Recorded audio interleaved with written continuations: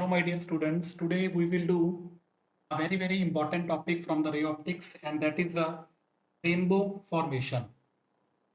तो बच्चों most of the cases में ना इसमें ना हर एक बच्चे को इसके रे डायग्राम में इसको ड्रॉ करने में काफ़ी प्रॉब्लम आप फेस करते हो एंड इस लेक्चर को प्रिपेयर करने का मेरा टारगेट यही है कि अब इसमें आपको पूरी की पूरी ट्रांसपेरेंसी मिलेगी कि how rainbows are formed and I hope इस लेक्चर को सुनने के बाद आपका इसमें एक सिंगल डाउट भी नहीं आएगा। तो आओ स्टार्ट करते हैं रेनबो फॉर्मेशन। तो फर्स्ट ऑफ ऑल बच्चों, जो रेनबो फॉर्मेशन है हमारे पास, रेनबो आफ्टर द रेन, जब हमें रेनबो की फॉर्मेशन स्काई में नजर आएगी, तो फर्स्ट ऑफ ऑल जो रेनबो है ना, it can be classified into two categories. First is a primary rainbow and second is the secondary rainbow. तो बच्चों, जब आप स्काई में, आसमान में जो रेनबो देखते हो ना, जो आपको पर्टिकुलरली जो रेनबो दिखती है वो होती है प्राइमरी रेनबो।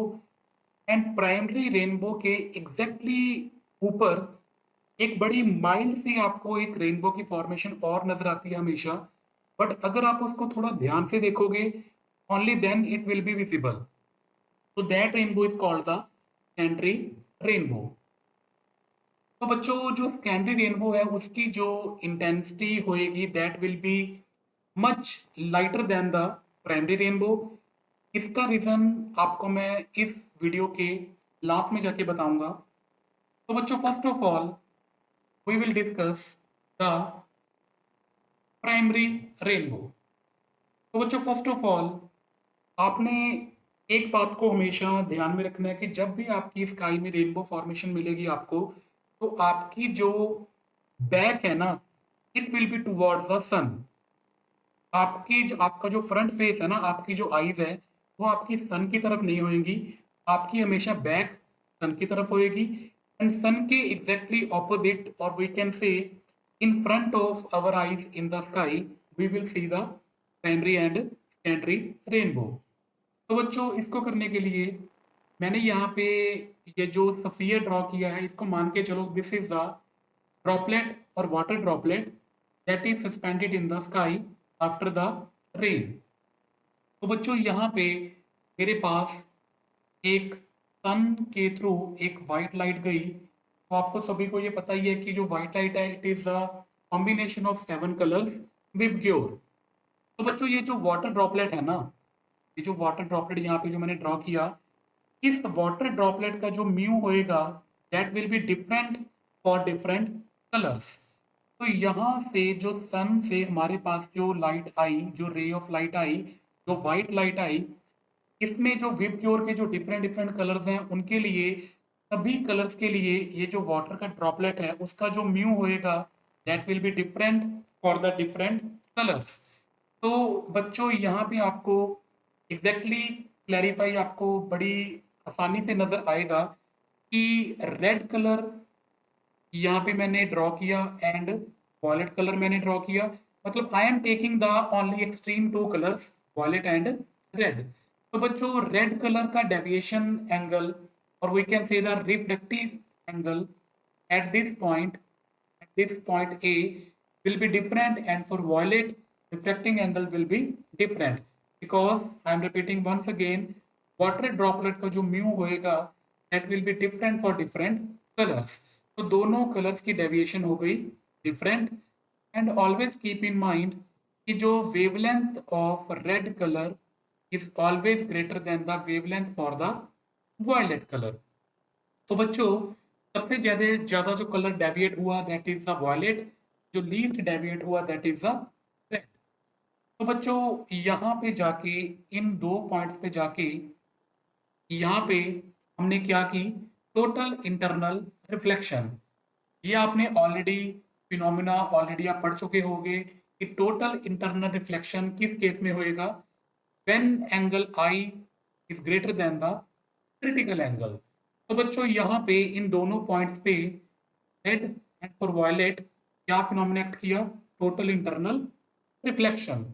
तो रेड कलर की लाइट गई कुछ इस डायरेक्शन में, एंड फॉर वायलेट कलर ये गई कुछ इस डायरेक्शन पे। तो बच्चों वंस अगेन इन दोनों पॉइंट्स के ऊपर, इन दोनों पॉइंट्स को लेट अस सपोज हमने नाम दे दिया पॉइंट बी एंड पॉइंट सी।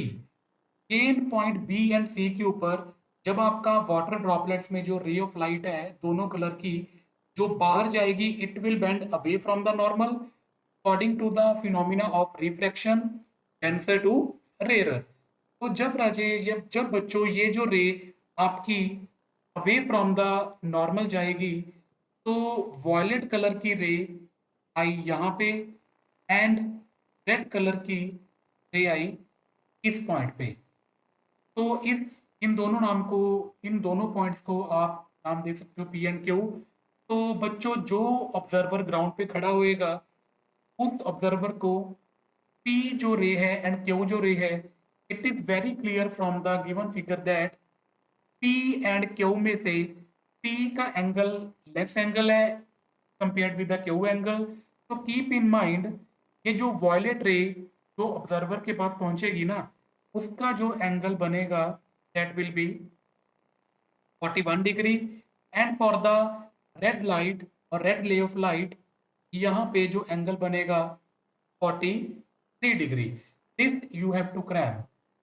तो बच्चों ये मैंने यहाँ पे बनाया ऑब्जर्वर। ऑब्जर्वर जब आई के थ्रू उस रेनबो की फॉर्मेशन को देखेगा, this is the violet colour and this is the red colour. तो बच्चों जो रेड कलर की जो फॉर्मेशन होएगी that will be at the angle of 43 degree and for violet that is 41 degree. तो बच्चों ये तो आपके पास हो गई प्राइमरी रेनबो। प्राइमरी रेनबो इन दोनों एंगल्स की वैल्यू को आपने याद रखना है, इसको क्रैम करना है from the examination point of view. Now let's come, now we will do secondary rainbow.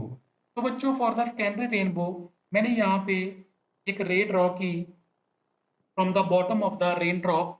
तो this is the incident ray. इस ए पॉइंट के ऊपर दोबारा से क्या होएगी रिफ्लेक्शन, वो मैंने आपको ऑलरेडी पहले ही बताया कि ये मैंने बनाई वॉयलेट रे एंड ये बनाई रेड रे। So mu will be different for the different colours. तो बच्चों इन दोनों पॉइंट्स पे फिर से दोबारा क्या होएगी total internal reflection. Again reflect होके जब आपकी रे दोनों की दोनों रे अगेन इन दोनों पॉइंट्स पे जाके करेगी strike, again the phenomena of total internal reflection will takes place. तो बच्चों ultimately at these two points let us say this is B and C, again B and C के ऊपर जब आपकी रे फॉल करेगी तो again from the reflection it will move denser to rare and ये आपकी रे जाएगी अवे फ्रॉम द नॉर्मल। तो बच्चों अल्टीमेटली जब ग्राउंड पे ऑब्जर्वर के पास जो सेकेंडरी रेन की फॉर्मेशन होएगी it is very very clear जो रेड का जो एंगल है now that is the less than the violet colour. तो बच्चों keep in mind once again secondary rainbow के अकॉर्डिंग ये जो रेड वाला जो एंगल बनेगा that will be 51 degree and violet का जो यहाँ पे एंगल बनेगा 54 डिग्री। तो अगेन ये जो मैंने ऑब्जर्वर यहाँ पे शो किया रेड का बच्चों जो एंगल ये वाला बनेगा that will be 51 degree and for violet that will be 54 degree. This is the violet, this is the red. तो बच्चों अगर अब मैं primary rainbow and secondary rainbow को दोनों को अगर मैं कंपेयर करूंगा तो we can easily see that primary rainbow के अकॉर्डिंग जो बॉटम वाला कलर था that was the violet and top वाला कलर था red and in the formation of secondary rainbow colour ने अपनी पोजीशन को कर लिया इंटरचेंज। अब बच्चों रेड आ गया बॉटम पे एंड वॉयलेट आ गया ऑन द टॉप।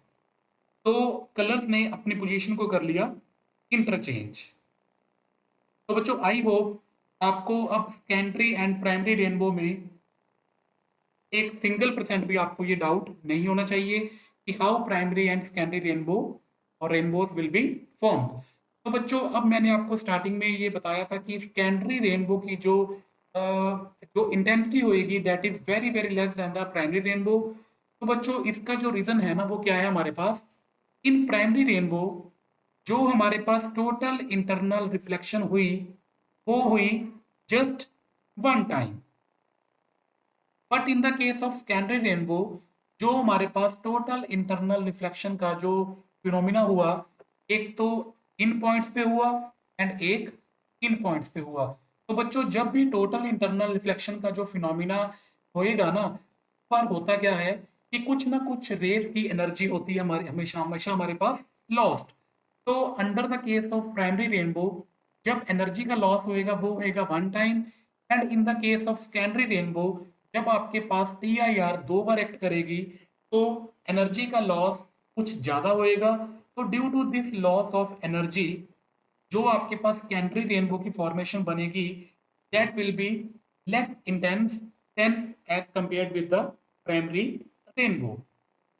तो बच्चों इन दोनों केसेस में आपको एंगल्स की वैल्यू याद रखनी है एंड रे डायग्राम आपको according to my point of view इसमें कोई भी आपकी दिक्कत या कोई भी इशू इसमें नहीं होना चाहिए। तो बच्चों in the most of the cases इस पे कुछ एमसीक्यू भी कई बार आ जाता है कि प्राइमरी रेनबो में टोटल इंटरनल रिफ्लेक्शन कितने टाइम्स हुई and in the case of secondary rainbow कितने टाइम्स हुई। तो one in the case for primary rainbow and two in the case for the secondary rainbow. Thank you very much.